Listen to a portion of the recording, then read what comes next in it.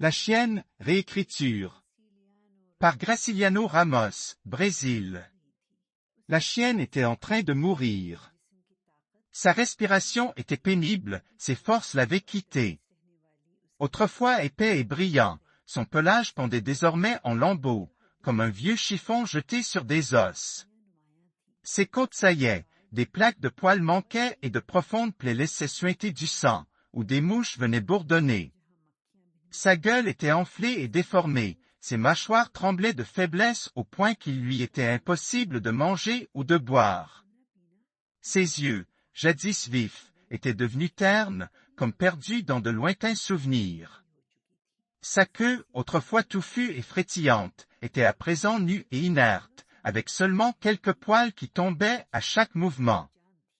Son maître, Augusto, un paysan dont la vie tournait autour de la terre et des animaux, la regardait avec inquiétude. La chienne faisait partie de la famille, une fidèle chienne de chasse qui l'avait accompagnée durant des années. Il soupçonnait qu'elle devenait folle, peut-être la douleur et la maladie l'avaient-elles rendue insensée.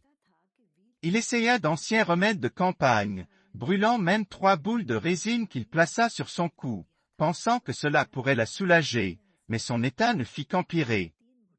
Elle se frottait contre les murs jusqu'à saigner, secouait violemment ses oreilles pour chasser les mouches. Ses gémissements emplissaient la maison de tristesse. Finalement, Augusto se résolut à ce qu'elle ne souffre plus. Son cœur s'y refusait, mais il croyait que c'était le seul acte de miséricorde qu'il pouvait offrir à sa fidèle compagne. Il prit son vieux fusil à long canon, couvert de poussière après des années accroché au mur. Il le nettoya soigneusement, le chargea, et s'assura que la balle mettrait fin à ses jours d'un seul coup, pour lui éviter une agonie prolongée. Sa femme, Vitria, qui tenait silencieusement la maison, ne réussit pas à convaincre les enfants.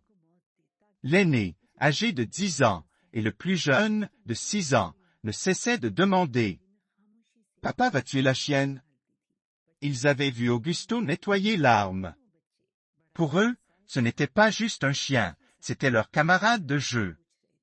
Ensemble, ils se roulaient dans la terre meuble au bord de la rivière, sautaient en riant sur des tas de fourrage pour les chèvres. Elles participaient à toutes leurs espiègleries, courant à leur côté ou les suivant la queue battante. Les enfants sentirent que quelque chose de grave allait arriver. Ils essayèrent d'ouvrir la porte de la chambre, mais Vitria les retint fermement. Elle pressa la tête de l'aîné contre ses genoux, couvrit les oreilles du plus jeune pour qu'il n'entende pas le coup de feu. Les enfants se débattaient, pleuraient et criaient, mais Vitria ne lâcha pas prise. Elle aussi était accablée, l'état de la chienne lui brisait le cœur, mais elle savait que la décision d'Augusto était juste. Pauvre bête! Soudain, une détonation retentit. Le coup de feu fit trembler la maison. Vitria sentit comme un couteau lui transpercer la poitrine. Les enfants redoublèrent d'efforts pour se libérer. Elle, irritée et bouleversée, donna une tape sur la tête de l'aîné. Il se tut, et le petit aussi. Dans un mélange de frustration et d'amertume, elle marmonna. Un animal malade qui se promène librement dans la maison rendra tout le monde malade. Mais les sanglots des enfants la touchèrent. Elle se dit que peut-être la chienne n'était pas folle. Si Augusto avait attendu 1 ou 2 jours de plus, peut-être se serait-elle rétablie. Les larmes lui montèrent aux yeux en se rappelant comment la chienne ramenait les chèvres à l'enclos, jouait avec les enfants, dormait paisiblement près du feu le soir. Augusto rentra en se frottant les mains.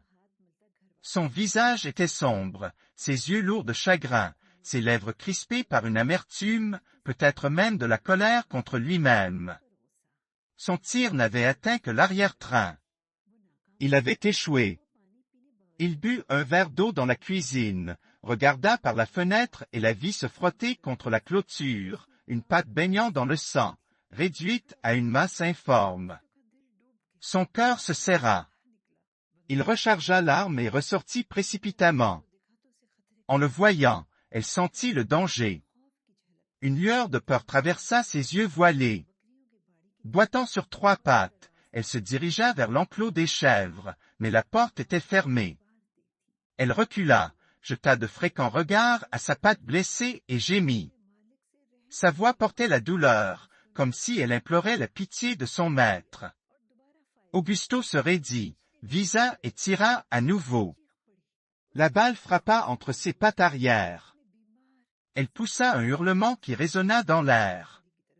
Traînant son corps malade et blessé, elle se dirigea vers un bosquet voisin, celui-là même où elle se réfugiait les jours de chaleur, dans un creux de terre fraîche.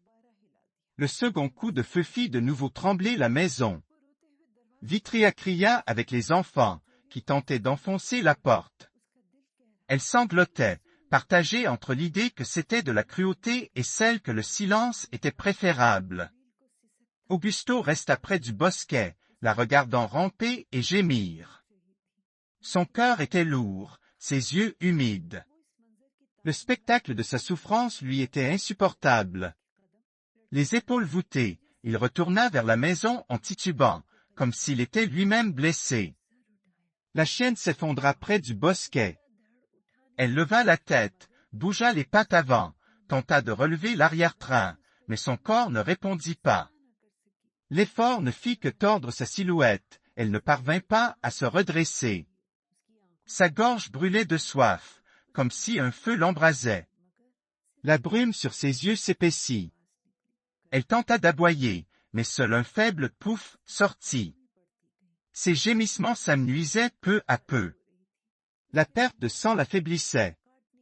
Un désir soudain de mordre Augusto, son monde entier, traversa son esprit, mais elle ne pouvait bouger d'un centimètre.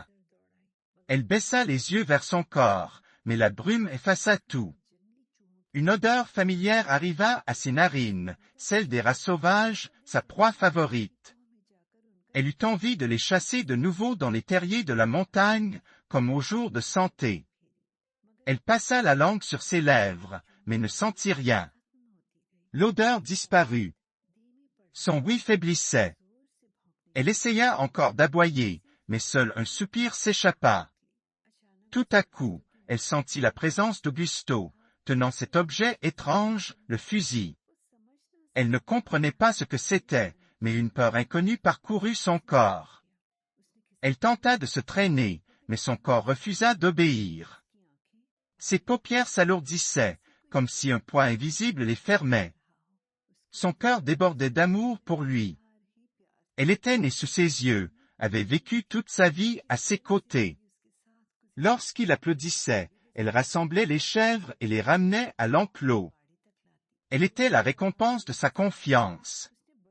Avec effort, elle ouvrit les yeux et vit qu'Augusto était parti, emportant le fusil. Elle poussa un soupir de soulagement. Au loin, elle entendit le tintement des cloches des chèvres. Elle s'agita, où était-elle? C'était son devoir de les ramener. Elle pensa soudain aux enfants. Il n'était pas venu la voir de toute la journée. Son cœur se serra, l'avait-il oublié? La nuit s'épaissit. Le silence emplissait l'air. Sa respiration devint plus laborieuse.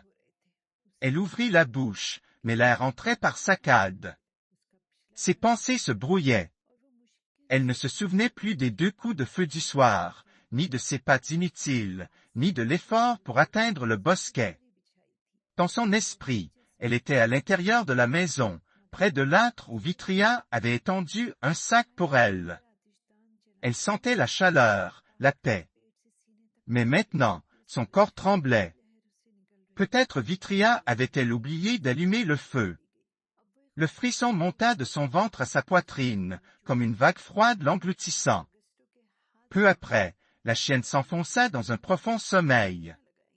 Elle se réveillerait dans un monde meilleur, un endroit plein de rats sauvages, où elle lécherait les mains d'Augusto, se roulerait dans la terre meuble avec les enfants, sauterait dans le grand enclos avec les chèvres, et vivrait dans un pays abondant en proie, sans douleur, sans blessure ni peur.